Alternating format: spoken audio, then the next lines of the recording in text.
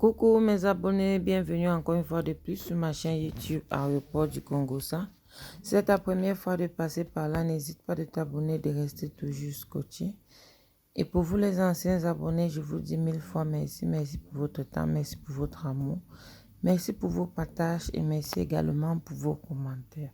Là, je reviens aujourd'hui avec un autre épisode de Japap qui nous laisse encore dans une autre tristesse.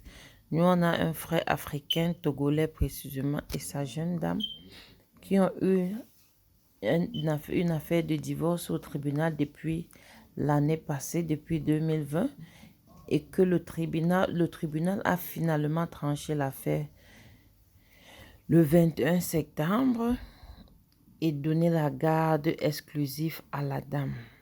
Et le monsieur a donc décidé de mettre fin à tout ça.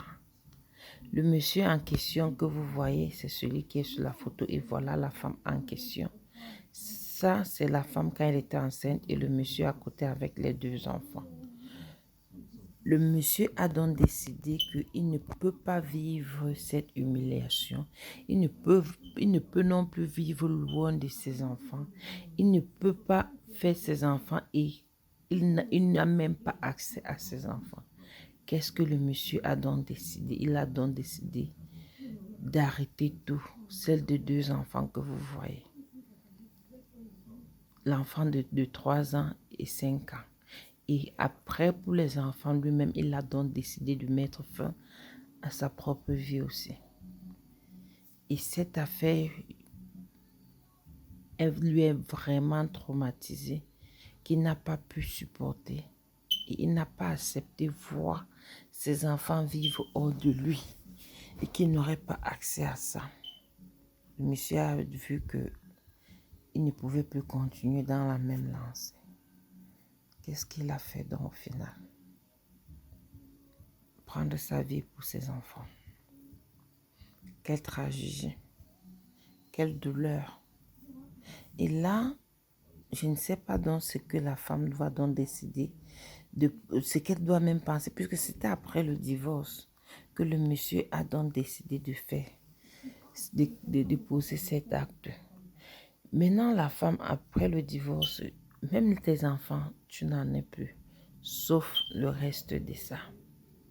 Maman, si elle savait, elle devait préférer, elle pouvait rester dedans, mais on ne sait pas si elle vivait la maltraitance ou quoi dans le foyer.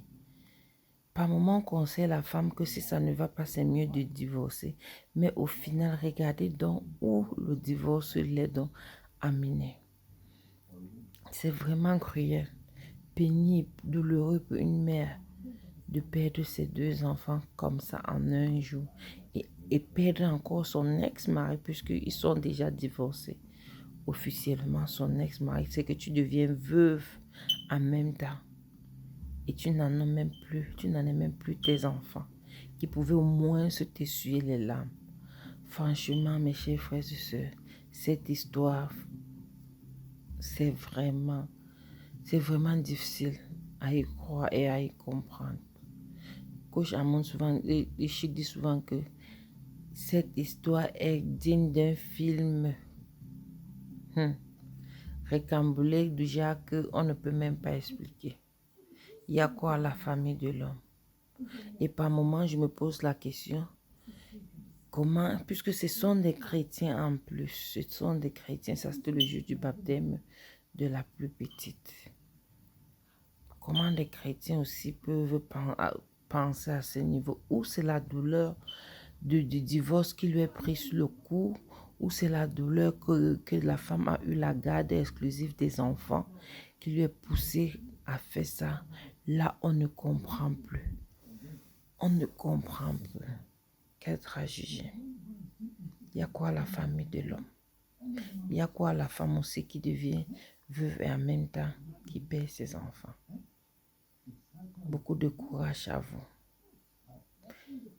Merci de rester toujours connecté et n'oubliez pas de liker et de partager la vidéo.